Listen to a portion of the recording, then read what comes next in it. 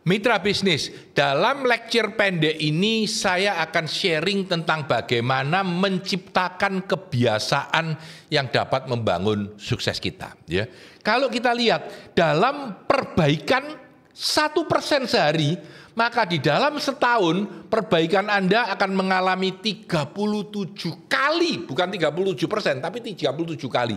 Karena perbaikan 1% aja, 1% lagi, 1% lagi akan membuat Anda jauh lebih sukses. Nah, dalam hal kebiasaan yang buruk, semakin buruk, semakin buruk, semakin buruk. Kalau kita lihat, ada kebiasaan-kebiasaan baik, productivity compound, knowledge compound, relationship compound yang membuat kita menjadi lebih baik berhubungan dengan orang. Sedangkan kebiasaan buruk membuat stress compound, kita semakin lama semakin stres, membuat negative thought compound, otak kita semakin lama semakin buruk. Dan yang terakhir kita sebut outrage compound, ngamuk tambah lama tambah ngamuk, tambah tidak sukses tambah ngamuk. Nah teman-teman sekalian, di dalam teori habit itu ada sebuah cue, tanda, lalu kita akan melakukan rutinitas itu. Pagi bangun tidur, tandanya bangun tidur, rutinnya sikat gigi, selesai dapat reward, mulutnya seger. Ya, ini contoh. Jadi kalau kita lapar, kita makan, terus kita merasa puas. Ini adalah sebuah model dalam habit. Nah kadang-kadang kita mencapai habit itu sudah biasa lari pagi tapi belum kurus-kurus gitu, kayak Pak Tanadi ini ya. Apa yang terjadi? Itu kita baru mencapai titik 99 derajat Celcius, belum mendidih airnya, butuh 1% lagi.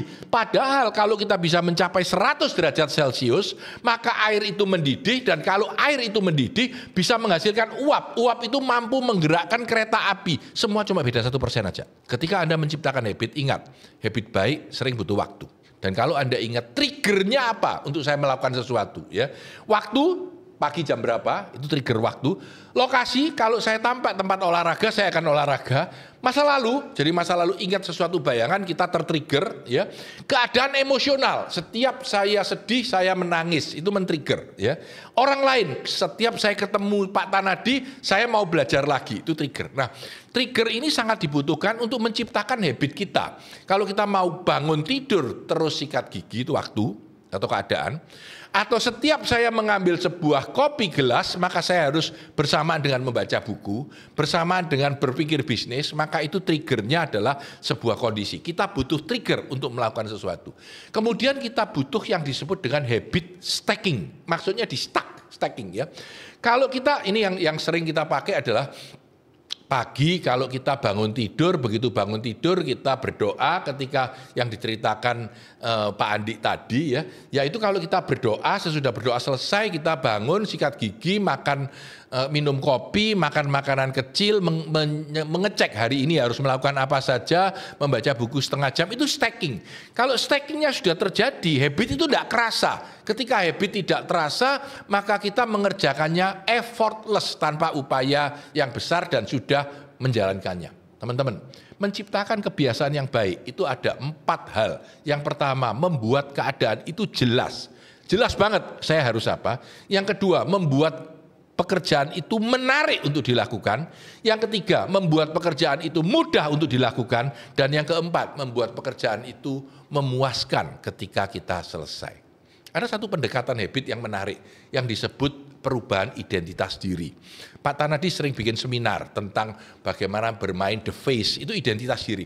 Begitu identitas dirimu adalah seorang pemenang, seorang hebat, seorang sukses, maka prosesmu melakukan sesuatu tanpa sadar, prosesmu itu sudah merupakan proses yang menunjang identitas dirimu.